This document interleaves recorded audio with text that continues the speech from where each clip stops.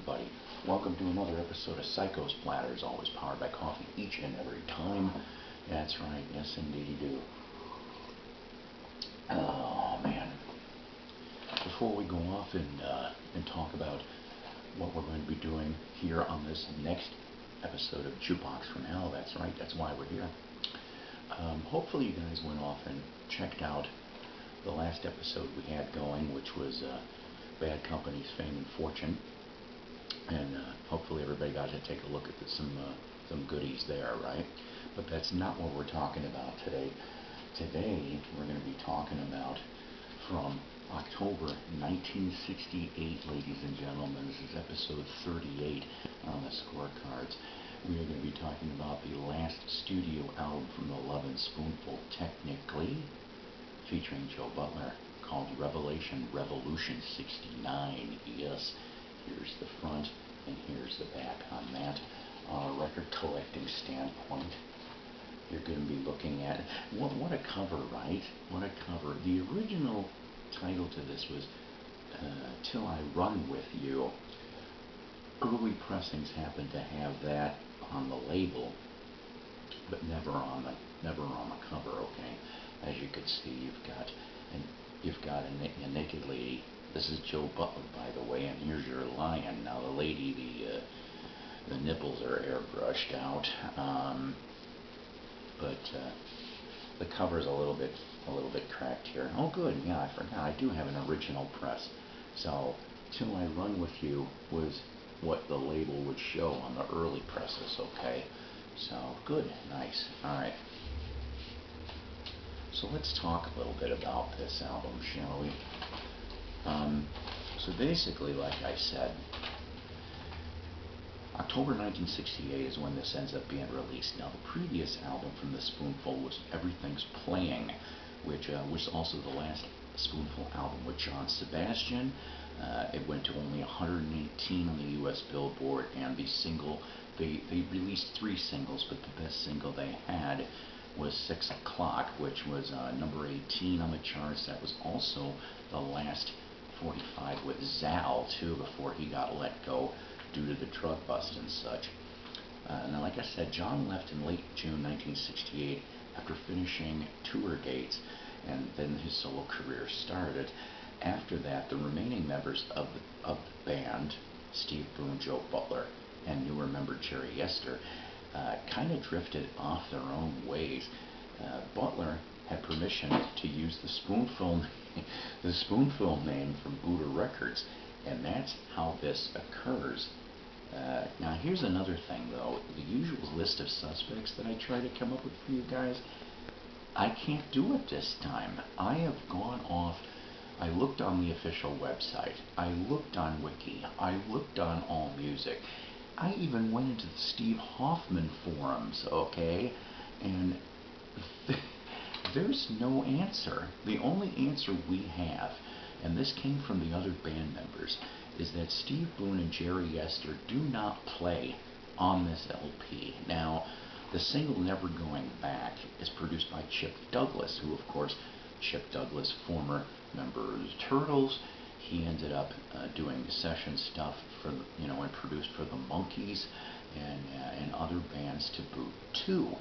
He may be playing bass on that track only, but the rest of it, as Spoonful would say, she's still a mystery. We have no clue about the rest of that. Now, a few of these songs came from the Bonner Gordon songwriting team. They were the guys that ended up making that big hit Happy Together and a handful of other Turtles hits. They end up doing several on this album, and then Joe Butler either writes or co-writes 2 of them also. So let's get into the meat and potatoes of this whole entire thing, shall we? So, track 1, Amazing Air. What a gorgeous, slightly trippy song. Great way to start this album. Track 2, Never Going Back. Like I mentioned, this was the single from June 1968. No John Sebastian and none of the other members are on this thing. It was recorded before the tour was started.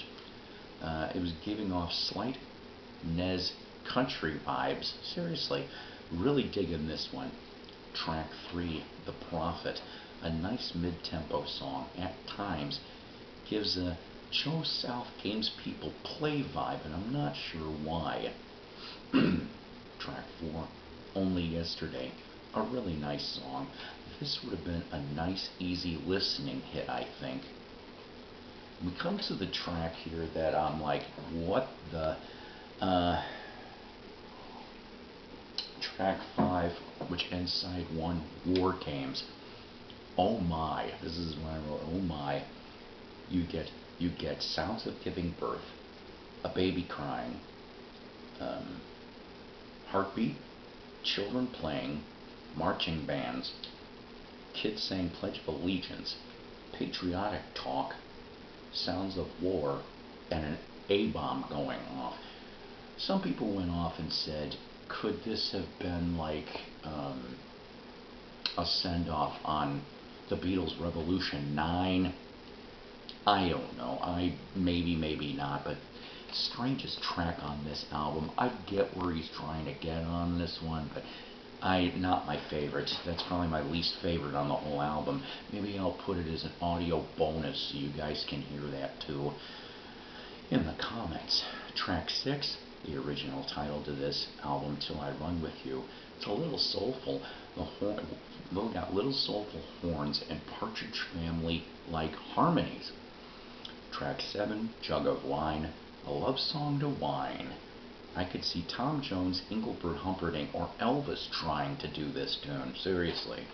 Track 8, Revelation, Revolution 69. I like this song, but why do I see Bob Dylan trying this back then? Track 9, Me About You, a really beautiful and poignant song with a steady, military-like snare drum to boot. Once again, could have seen this as an easy listening song and a hit. Track 10, Words. Really dig this. This, I think, also could have been a single. Now, where does this leave everything? Well, afterwards, Never Going Back only made it to number 73 on the Billboard charts. The album didn't chart in the United States. By the way, there only was one CD release, and that was in Japan. I think it was in the early 2000s. It had 3 extra bonus tracks, which basically were single mixes. The band would go on separately to different ventures, and the original band would only reunite twice.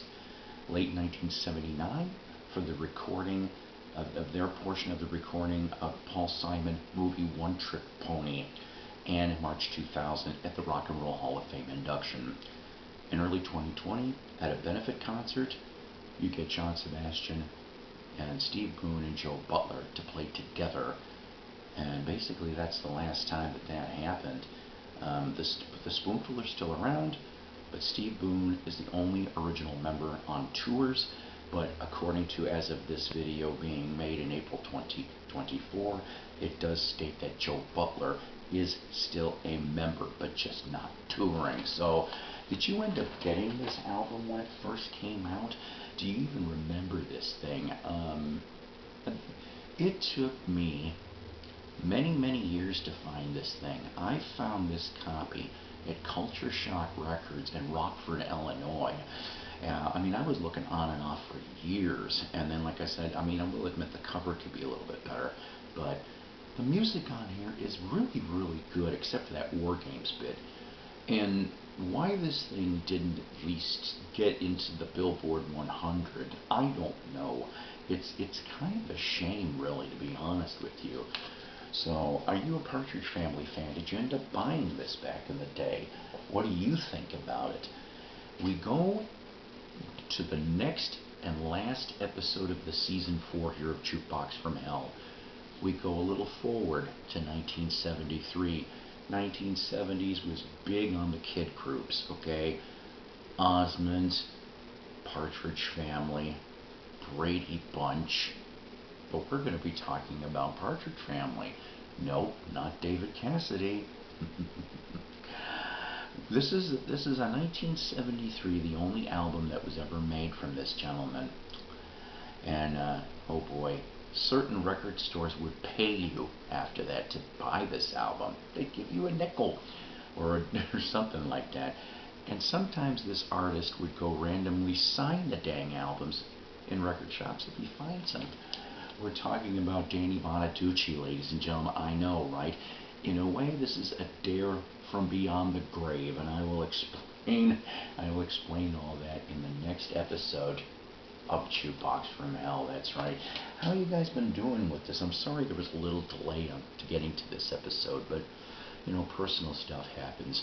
I hope you guys have been enjoying this show that we've been doing here. We're almost at 40 episodes, and I kind of like it. There's been a lot of good reviews and positive comments. If there's any suggestions for future episodes, please go and drop them in the comments. I'll always put them in the suggestion book, and we'll check them out, okay? And until next time, always remember, always proud of your coffee each and every time. God bless, rock on. Take care.